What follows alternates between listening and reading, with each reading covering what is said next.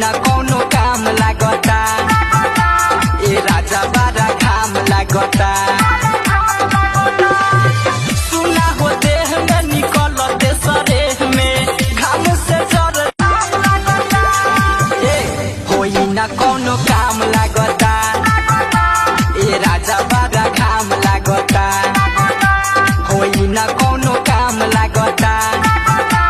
ए राजा बारा घाम लागता।